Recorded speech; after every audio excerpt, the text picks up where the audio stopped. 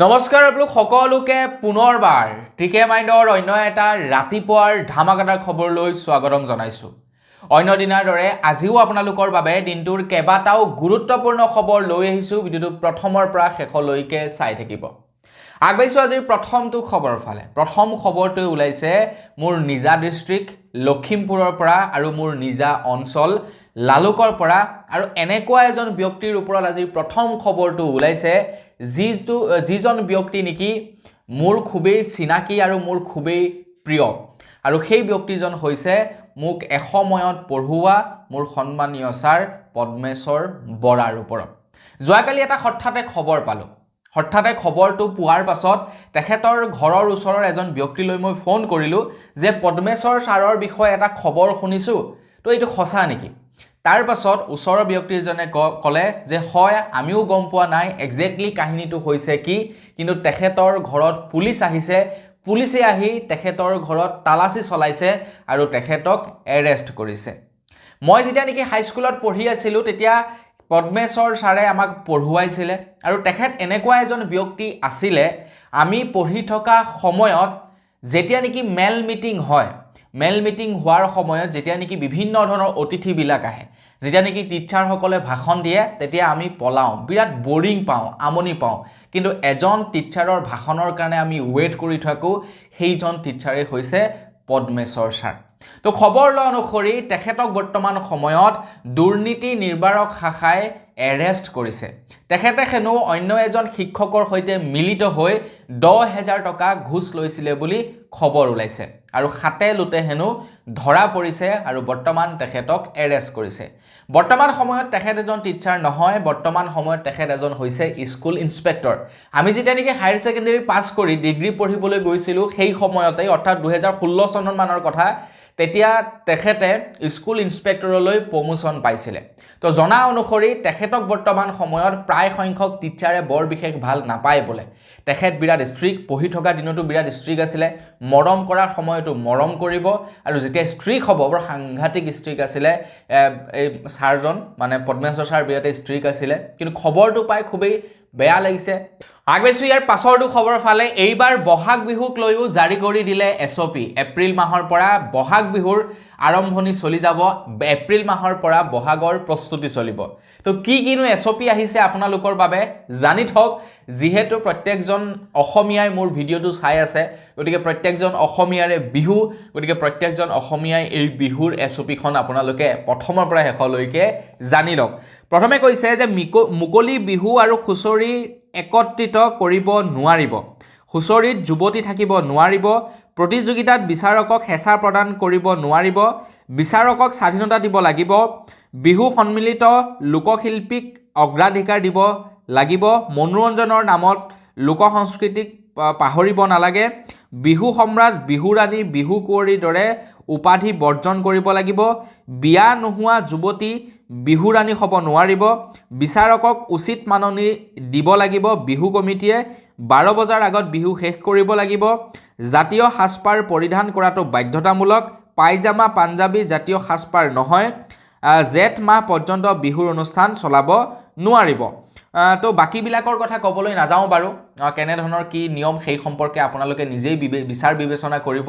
কিন্তু এই যে পাঞ্জাবী পিন্ধা কথাটো কৈছে, সেইটোত মই বিৰাট একমত হৈছোঁ। একদম মই মানে 100% একচেপ্ট কৰিছোঁ এই নিয়মটোক, হয় নহয়? বিহু ইয়ত আৰু পাঞ্জাবী কিহৰ, ধুতি চুৰিয়া পিন্ধক, তো পাঞ্জাবীটো ক'ৰ পৰা আহি পৰিলে সেইবিলাক বস্তু বুজি নাপাওঁ। আৰু তাৰ লগে লগে আপোনাৰ সেই যে আজিকালি মেচিনত বোৱা গামোচা ওলাইছে, সেই বস্তুটো পৰিহাৰ কৰিব লাগে, সেইটো মোৰ মতে SOPত ভৰাই দিব লাগিছিলে। বাকী যি কি নহওক,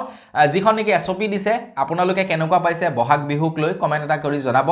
অৱশ্যে আমি বহাগ বিহু কেনেকৈ উদযাপন কৰিব লাগিব সেই সম্পৰ্কে SOP দিয়া নাই। আজিকালি যে বিহু উদযাপন কৰা হয়, বিহু যিবিলাক সন্মিলন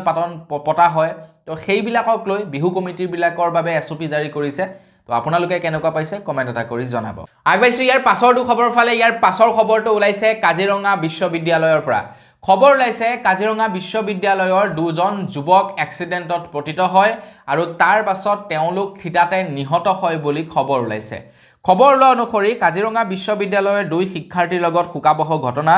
যোৰহাটৰ আজান গাঁৱত সংঘটিত হয় ভয়ংকৰ পথ দুৰ্ঘটনা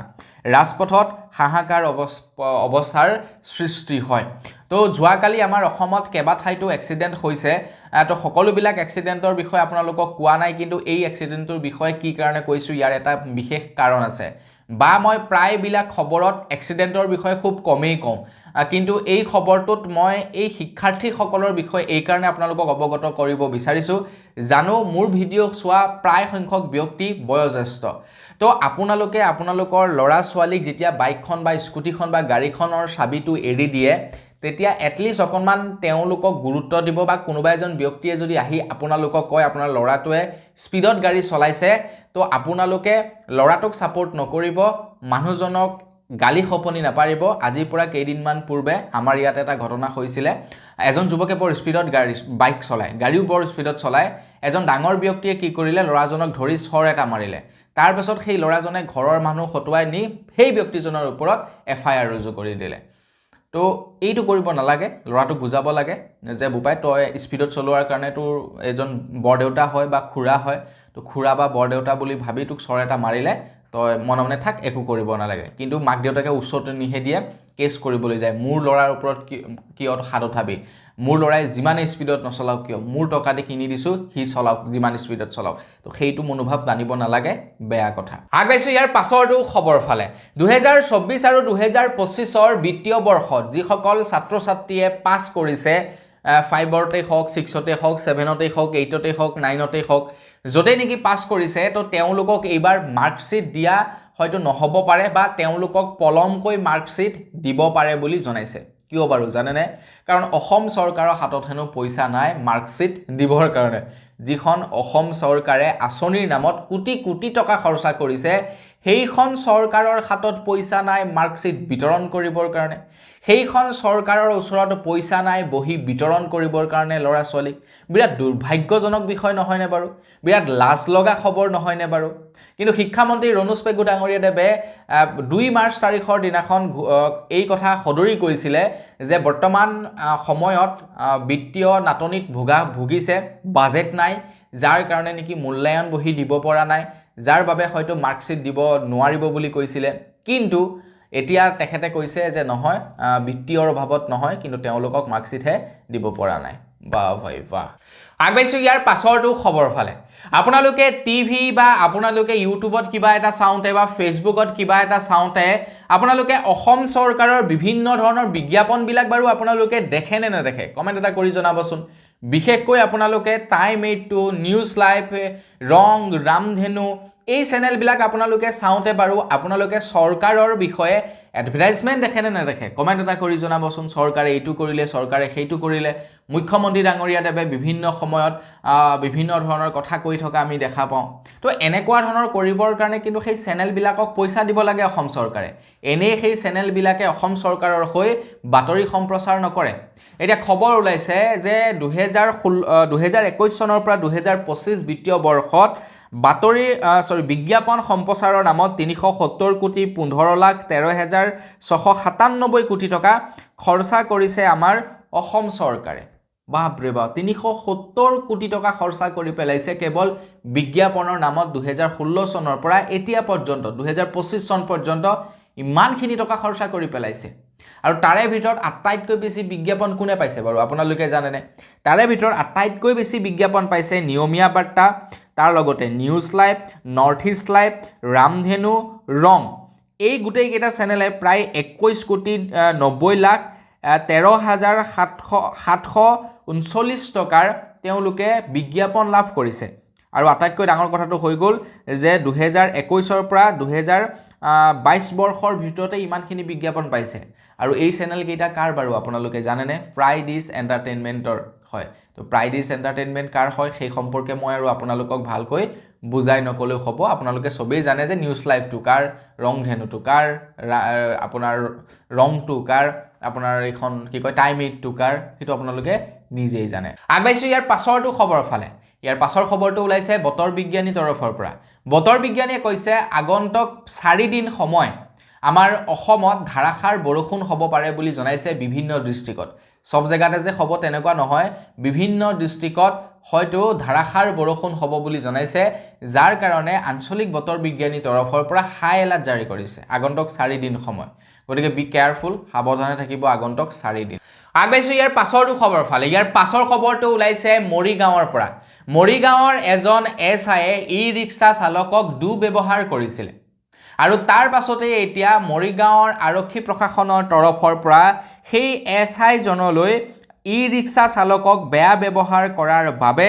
তেখেতলৈ কাৰণ চৌকত জাননী জাৰি কৰা হৈছে আৰু তাৰ লগতে সেই ব্যক্তিজনৰ নাম হৈছিল কুশল বৰা তো তেখেত এজন ট্ৰেফিক পুলিচ আছিলে এছআই আছিলে তো তেখেতলৈ এতিয়া কাৰণ চৌকত জাননী জাৰি কৰা হৈছে আগবাইছো ইয়াৰ পাছৰটো খবৰ ফালে আপোনাৰ যদি যান বাহন আছে আপোনালোকে যদি যান বাহনৰ টেক্স পৰিশোধ কৰিবলৈ বাকি আছে কৰ পৰিশোধ কৰিবলৈ যদি আপোনালোকৰ বাকি আছে তেন্তে আপোনালোকৰ বাবে এটা ওলাইছে বাম্পাৰ অফাৰ আপোনালোকে যদি 31 মাৰ্চৰ পূৰ্বে আপোনালোকৰ বাহনখনৰ টেক্স পে কৰে বা আপোনালোকে আপোনালোকৰ বাহনখনৰ যি নেকি ফাইন লাগি আছে সেই ফাইন পে কৰে তেন্তে আপোনালোকক 75% লৈকে ডিসকাউন্ট প্ৰদান কৰিব বুলি জনাইছে কিন্তু আপোনালোকে যদি 31 মাৰ্চ পাৰ কৰি দিয়ে তেন্তে আপোনালোকৰ ওপৰত উলুটা ফাইন লগাব বুলি জনাইছে তো আপোনালোকৰ বাবে এইটোটা বৃহৎ অফাৰ প্ৰদান কৰিছে আমাৰ অসম চৰকাৰৰ ফালৰ পৰা আপোনালোকে যদি আপোনালোকৰ টেক্স পৰিশোধ কৰে আপোনালোকে সেই টেক্সত ৰেহাই পাব এতিয়া যিবিলাক নেকি কমাৰ্চিয়েল বাহন থাকে তেওঁলোকে বহুত টকা দিব লাগে প্ৰাইভেট বিলাকে বাৰু ইমান দিব নালাগে কিন্তু কমাৰ্চিয়েল বিলাকে খুব দিব লাগে টেক্সই হওক বা সেয়া ফিটনেছৰ বাবদ বিভিন্ন ঢেৰ পইচা কি পৰিশোধ কৰিব লাগে কিন্তু আপোনালোকে যদি 31 মাৰ্চৰ পূৰ্বে সেই কামকাজখিনি কৰে আপোনালোকক ৰেহাই প্ৰদান কৰিব বুলি জনাইছে আৰু যিবিলাক নেকি বাহন 15 বছৰ পাৰ হৈছে সেই বাহনবিলাক যদি স্ক্ৰেপ কৰে তেনে নতুন এখন বাহন ক্ৰয় কৰিবলৈ যাওঁতে আপোনালোকক 25% ডিসকাউন্ট দিব মানে এখন বাহনৰ দাম ধৰি লওক আপোনালোকে স্ক্ৰেপ কৰিবলৈ যাওঁতে সাপোজ যেনিবা কিবা এখন বাহন 4 লাখ টকীয়া এখন বাহন স্ক্ৰেপ কৰিবলৈ গ'ল তো আপোনালোকে এখন স্ক্ৰেপ কৰিলে তাৰ পাছত তাৰ পৰা এখন সাৰ্টিফিকেট দিব সেই সাৰ্টিফিকেটখন যদি আনি আপোনালোকে নতুন বাহন ক্ৰয় কৰোতে জমা কৰি দিয়ে তেন্তে 25% আপোনালোকক ৰেহাই প্ৰদান কৰিব মানে 1 লাখ টকাৰ বাহনখনত 25000 টকা আপোনালোকক ৰেহাই দিব আগবাইছো ইয়াৰ পাছৰটো খবৰ ফালে ইয়াৰ পাছৰ খবৰটো ওলাইছে GMCHৰ পৰা মুছলমান সকলৰ চলি আছে বৰ্তমান সময়ত ৰমজান মাহ বা মুছলমান সকলে বৰ্তমান সময়ত रोजा ৰাখে আৰু সন্ধিয়া পৰত তেওঁলোকে रोजा ভাঙে ইফতাৰ কৰে এতিয়া খবৰ ওলাইছে যোৱাকালি GMCHত ৰেইনডপৰ তৰফৰ পৰা তেওঁলোকে ঘৰতে বহি লাক্সাৰিয়াছ খানা নাখায় মানে ইফতাৰ কৰাৰ সময়ত লাক্সাৰিয়াছ খানা নাখায় বহু কেইজন ব্যক্তিয়ে একলগ হৈ ৰেইনডপৰ সহায়ত তেওঁলোকে কি কৰিছে GMCHত যি সকল নেকি মুছলমান ব্যক্তি আছে তো তেওঁলোকক ইফতাৰ আগবঢ়াইছে ইফতাৰ বুলিয়ে কয় ন ভুল হলে ক্ষমা কৰিব তো ইফতাৰ আগবঢ়াইছে তো এনে ধৰণৰ এটা ভাল কাম কৰাৰ বাবে আমাৰ তৰফৰ পৰা ৰেইনডপলৈ বহুত বেছি ধন্যবাদ জ্ঞাপন কৰিছো তো আপুনি বাৰু এজন মুছলমান ব্যক্তি নেকি যদি মুছলমান আপুনি रोजा ৰাখিছে নে নাই ৰখা কমেন্ট এটা কৰি জনাব আগবাইছো ইয়াৰ পাছৰটো খবৰ ফালে ইয়াৰ পাছৰ খবৰটো ওলাইছে পাকিস্তানৰ পৰা পাকিস্তানৰ এখন ৰেল হাইজেক কৰিলে আপোনাৰ উগ্ৰপন্থী ৰেল হাইজেক কৰি দিছে বেলেগ জায়গাত আপোনাৰ প্লেন হাইজেক কৰে এতিয়া ইয়াতে ৰেল হাইজেক কৰিছে পাকিস্তানত তো খবৰ ওলাইছে পাকিস্তানত যি নেকি ৰেল হাইজেক কৰা হল প্ৰায় 48 ঘণ্টা সময় পাৰ হৈ গৈছে এতিয়া পৰ্যন্ত কিন্তু পাকিস্তানৰ সেনা বাহিনীয়ে একো কৰিব পৰা নাই পাকিস্তানৰ সেনা বাহিনীয়ে সেই সকল লোকক উদ্ধাৰ কৰিবলৈ সক্ষম হোৱা নাই তেওঁলোকৰ হাতত একো উত্তৰে নাই তেওঁলোকৰ হাতত একো সলিউশনে নাই আমাৰ ভাৰতৰ লগত যদি এনেকুৱা হলহেতেন ইমান দেৰি সেই হাইজেকাৰ কেইজন গৈ জেলত সোমাই থাকিলেগেহেতেন কিন্তু পাকিস্তানৰ হাতত একো কৰিব লগা মানে উপায় নাই কৰিব কি তেনেকৈ মানুহবিলাক ফসি আছে যিসকলে হাইজেক কৰিছিলে তেওঁলোকেও ট্ৰেইনতে বাপেকে তেনেকৈ বহি আছে কিন্তু এতিয়া পৰ্যন্ত পাকিস্তানৰ হাতত একো ব্যৱস্থাই নাই এয়াই হৈছে পাকিস্তানৰ এক প্ৰকাৰৰ ফুপুলা স্বৰূপ আগবাইছো ইয়াৰ পাছৰটো খবৰ ফালে ইয়াৰ পাছৰ খবৰটো ওলাইছে ষ্টেট বেংকৰ ফালৰ পৰা আপোনাৰ বাৰু ষ্টেট বেংকত একাউণ্ট আছে নেকি কমেন্ট কৰি জনাব যদি আপোনাৰ ষ্টেট বেংকত একাউণ্ট আছে তেন্তে শীঘ্ৰেই আপোনাৰ ষ্টেট বেংকৰ একাউণ্টত নমিনেশ্যন আপডেট কৰক মানে আপুনি যদি এতিয়ালৈকে নমিনি আপডেট কৰা নাই তেন্তে শীঘ্ৰেই আপুনি নমিনি আপডেট কৰক আৰু আজিকালি নমিনি দিয়াটো বাধ্যতামূলক কৰি দিছে কিন্তু আপোনালোকে বেংকৰ একাউণ্ট খুলিবলৈ যাওক বা আপোনালোকে কিবা এটা সাপোজ ধৰি লওক ডিমেট একাউণ্ট খুলিবলৈ গৈছে LIC এপ আপোনালোকে একাউণ্ট এটা খুলিবলৈ গৈছে আজিকালি নমিনি দিয়াটো কম্পালসৰি নমিনি দিবই লাগিব আৰু প্ৰায় 10 জনলৈকে আজিকালি নমিনি এড কৰিব পাৰে গতিকে ষ্টেট বেংকৰ ফালৰ পৰা এইটো জাননী জাৰি কৰি দিছে আপোনালোকে এতিয়াই যাওক ষ্টেট বেংকত যদি আপোনালোকৰ বেংকত নমিনি এড কৰিব লগা আছে শীঘ্ৰেই নমিনি এড কৰক মা দেউতা বাই ভনী ককা আইতা যাকেই নহওক নমিনি ৰাখিব পাৰে মুঠৰ ওপৰত আপোনালোকে নমিনি আপডেট কৰি আহক আগবাইছো ইয়াৰ পাছৰটো খবৰ ফালে ইয়াৰ পাছৰ খবৰটো ওলাইছে আমাৰ অসমত এই কেইদিন চৰ্চিত হৈ থকা এটা বিষয়টো হৈছে আমাৰ অসমৰ প্ৰায় 147 গৰাকী পলিটেকনিক শিক্ষকক বৰ্তমান সময়ত বৰখাস্ত কৰা হৈছে তো তেওঁলোকক বৰ্তমান সময়ত বৰখাস্ত কৰিছে আৰু তেওঁলোকে অসম চৰকাৰৰ ওচৰত এটা দাবী জনাইছিলে তেওঁলোকৰ চাকৰি নিয়মীয়াকৰণ কৰিব লাগে তেওঁলোকৰ চাকৰি নিয়মীয়াকৰণ কৰাৰ বিপৰীতে তেওঁলোকক বাপেকে বৰখাস্ত কৰি দিলে তো এই সম্পৰ্কত ৰণোজ পেগু ডাঙৰীয়াদেৱে কি কয় ৰণোজ পেগু ডাঙৰীয়াদেৱে কৈছে যে তেওঁলোকৰ চাকৰিটো কন্টেক্সুৱেল চাকৰি আছিলে তো তেওঁলোকক কিছু দিনৰ বাবে নিযুক্তি দিয়া হৈছিল তো তেওঁলোকৰ যেতিয়া নেকি নিযুক্তিৰ সময় উকলি গৈছিলে তো সেই সময়ত তেওঁলোকে কি কৰিলে হাই কোৰ্টৰ ওচৰ চাপিলে হাই কোৰ্টৰ যেতিয়া ওচৰ চাপিলে হাই কোৰ্টে কি কৰিলে এখন নোটিছ জাৰি কৰি দিলে যে তেওঁলোকক ডিস্টাৰ্ব নকৰিব ডোন্ট ডিস্টাৰ্ব মানে তেওঁলোকক ডিস্টাৰ্ব নকৰিব তো তাৰ পাছত তেওঁলোকে সেই মৰ্মে কাম কৰি আছিল তো অসম চৰকাৰৰ অধীনত তেওঁলোকে প্ৰায় 8 বছৰ দিন কাম কৰিলে তেওঁলোকে কাম কৰিলে আপোনাৰ সেই কন্টেক্সুৱেল শিক্ষক হিচাপে তো তাৰ পাছত এটা কি কৰিলে সেই হাই কোৰ্টে যি নেকি ডোন্ট ডিস্টাৰ্ব টেগ লগাই ৰাখিছিলে সেই টেগ অতৰাই দিলে সেই টেগ অতৰুৱাৰ পাছতেই তেওঁলোকক চাকৰিৰ পৰা এতিয়া বৰখাস্ত কৰিছে বুলি জনাইছে শিক্ষামন্ত্ৰী ৰণোজ পেগু ডাঙৰীয়াদেৱে এটা কথাটো হৈ গ'ল কি 8 বছৰে তেওঁলোকে শিক্ষকতাই কৰি থাকিলে 8 বছৰে তেওঁলোকে ল'ৰা ছোৱালীক পঢ়ুৱাই শুনুৱাই মানুহ কৰিলে এটা তেওঁলোকে যেতিয়া নেকি দাবী উত্থাপন কৰিলে যে তেওঁলোকৰ চাকৰি নিয়মীয়াকৰণ কৰিব লাগে তেতিয়া শিক্ষা বিভাগৰ ফালৰ পৰা কৈছে যে তেওঁলোকে পৰীক্ষা দিয়ক পৰীক্ষাত পাছ কৰক তাৰ পাছত তেওঁলোকে চাকৰি লওক 8 বছৰ চাকৰি কৰিলে আৰু এতিয়া তেওঁলোকৰ এই অৱস্থা এই যে অগ্নিবীৰ ল'ৰা ছোৱালীবিলাক যে এতিয়া জয়েন হৈছেগে ন তো তেওঁলোকৰ অৱস্থাও এসময়ত এনেকুৱা ধৰণৰে হ'ব 5 বছৰৰ চাকৰি 5 বছৰৰ পাছত হেতু কন্টেক্সুৱেল চাকৰি তেওঁলোকক চাকৰিৰ পৰা উলিয়াই দিব তাৰ পাছত কি কৰিব 5 বছৰ যাবলৈ দিয়ক তেওঁলোকেও দেখিব আপোনালোকে ধৰ্ণা কৰি থকা তেওঁলোকেও ধৰ্ণাত বহি থাকিব যে আমাৰ চাকৰিটো ৰেগুলাৰ কৰিব লাগে বা নিয়মীয়াকৰণ কৰিব লাগে এতিয়া পৰা উৎসাহত কৈ দিছে যে 5 বছৰেই হ'লেই হ'ব ঠিক তেনেকৈ তেওঁলোকৰ অৱস্থা একেই হ'ল এতিয়া তেওঁলোকে কৰিব কি ভাই ইমান দিনে পঢ়ুৱাই শুনাই আছিল এতিয়া তেওঁলোকে কি কৰিব তেওঁলোকে গৈ বেলেগৰ ঘৰত হাজিৰা কৰিব নেকি তো অসম চৰকাৰে ইমান চাকৰি দিছে তো 147 গৰাকী মানুহক চাকৰি দিবৰ কাৰণে পইচা নাই নে অসম চৰকাৰৰ হাতত ইমান দিনে তেওঁলোকে ইমান সুখ্যাতিৰে পঢ়ুৱালে ইমান দিলে তেওঁলোকক যোগ্য বুলি ভাবি পঢ়ুৱাবলৈ দি থাকিলে এতিয়া আকৌ তেওঁলোকক কৈছে যে নিয়মীয়াকৰণ কৰিবৰ কাৰণে তোমালোকে পৰীক্ষা দিব লাগিব এইটো আকৌ কেনেকুৱা কথা তো ইমানেই যদি আপোনালোকৰ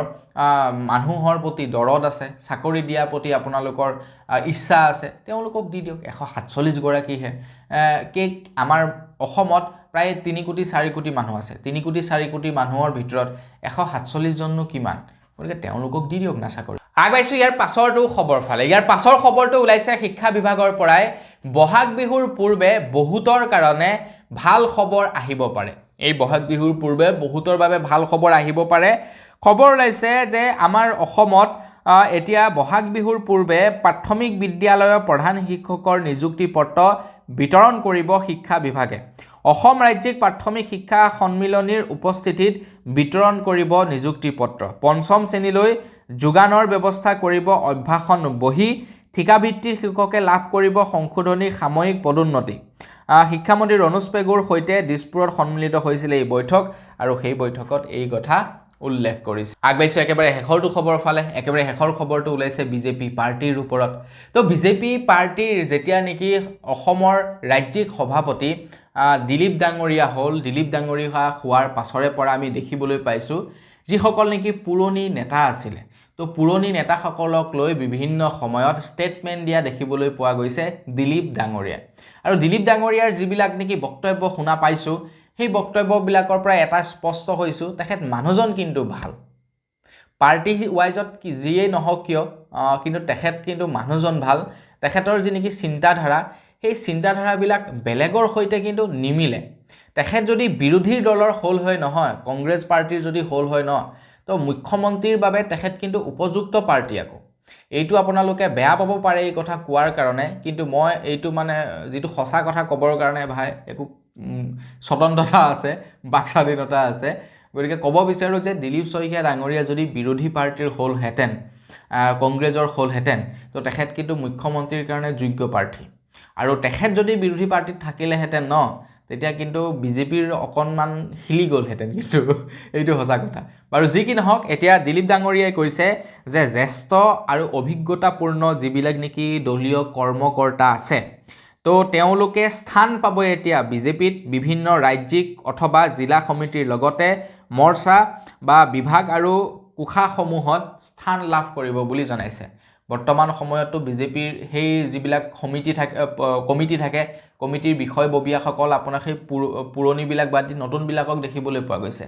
কিন্তু দিলীপ ডাঙৰীয়াই কৈছে যে নহয় পুৰণিসকলেহে স্থান পাব যিবিলাকে নেকি ইমান দিনৰ পৰা বিজেপি দলটিক জিয়াই ৰাখিবৰ কাৰণে যে অসমত চেষ্টা কৰিলে তো তেওঁলোকেহে স্থান পাব তো এইটো আপোনালোকে জানি কেনেকুৱা পালে সেইটো কমেন্ট কৰি জনাব তো আজিৰ ভিডিঅ' জনাবলগীয়া খবৰ ইমান কেইটা আছিলে খবৰ কেইটা জানি কেনে পালে সেইটো জনাব তো পুনৰ এটা ভিডিঅ'ত সকলোকে লগ পোৱাৰ খাজিৰ বিদায় মাগিছোঁ ধন্যবাদ জয় অসম